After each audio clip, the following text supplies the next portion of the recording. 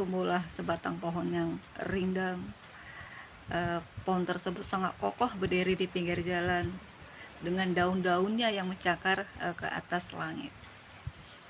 Pohon itu tersebut berbuah sangat lebatnya, sehingga pada suatu ketika, pada saat musim hujan turun, dengan lebatnya berbondong-bondong orang datang ke sana untuk berteduh.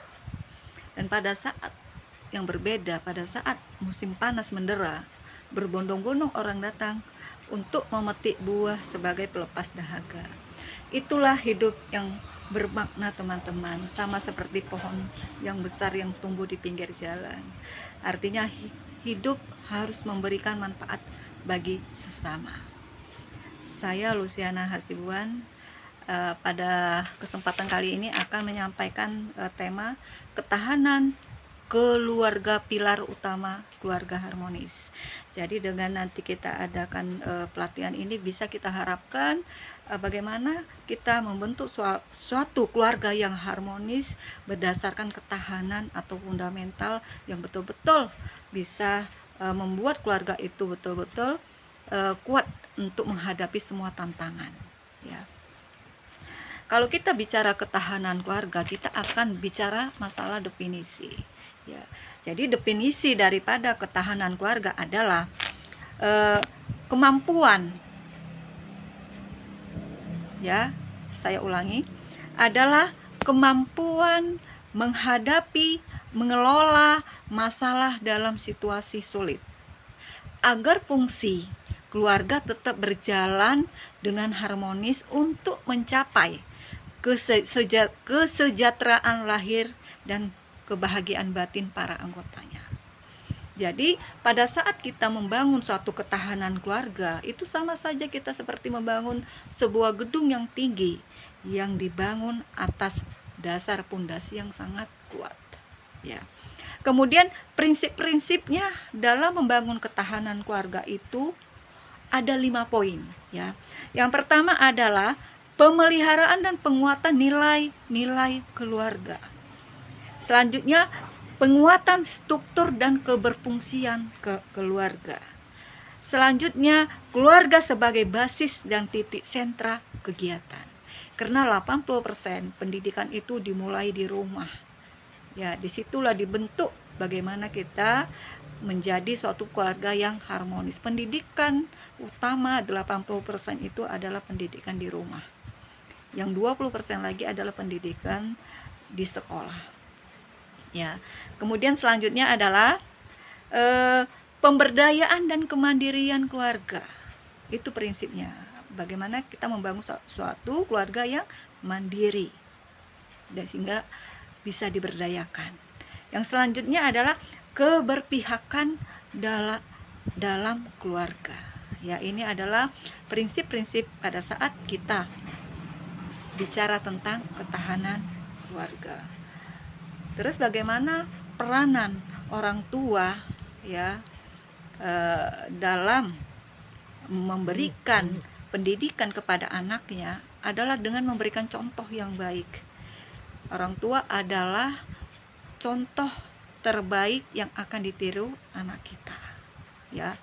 Ada 16 cara mendidik anak dengan benar, ya. Karena yang pertama yang mendidik di rumah itu adalah seorang ibu. Makanya peranan seorang ibu itu sangat penting dan sentral dalam mendidik anak-anaknya. Yang pertama apa? Kita harus mendidik anak-anak kita, harus mengajarkan anak sedini mungkin untuk mengucapkan maaf, minta tolong, dan terima kasih. Untuk kita biasakan dalam kita berinteraksi. Yang kedua adalah biasakan untuk berkata jujur. Kita harus melatih anak kita untuk bisa berkata jujur.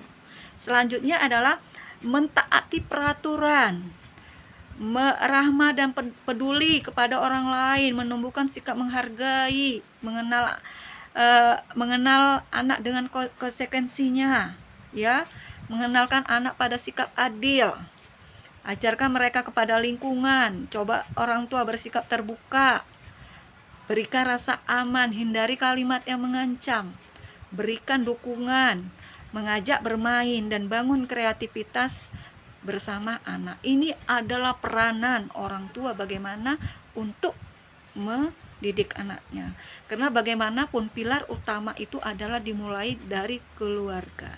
Jadi kalau orang tua sudah menjalankan peranannya secara baik, bagaimana dia memberikan pola asuh yang baik kepada anaknya, ini akan menjadikan keluarga tersebut menjadi keluarga yang harmonis. Kemudian selanjutnya ya,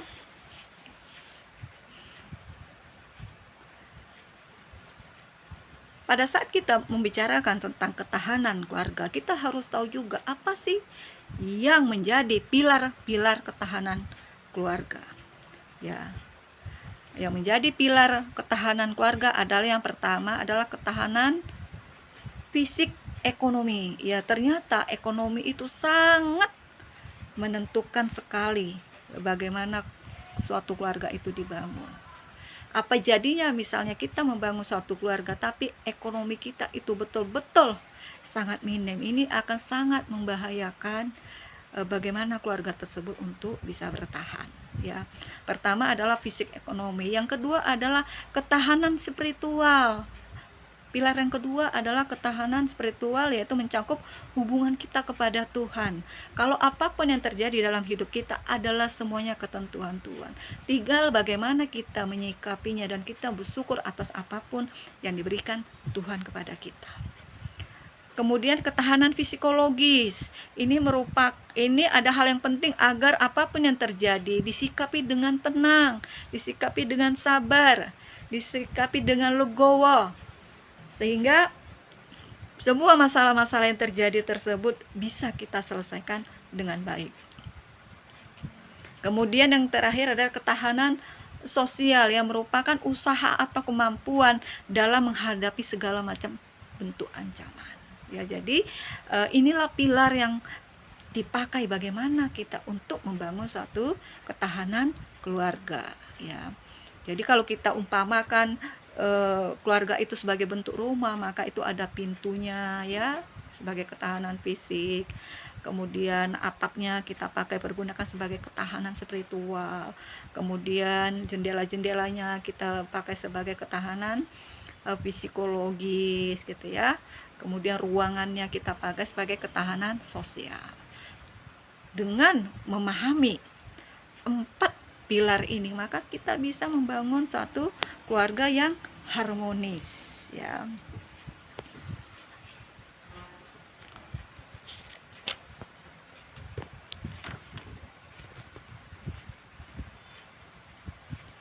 Jadi bisa saya simpulkan ya, sejatinya manusia itu memiliki kemampuan untuk menyelesaikan semua masalah-masalah dalam kehidupannya.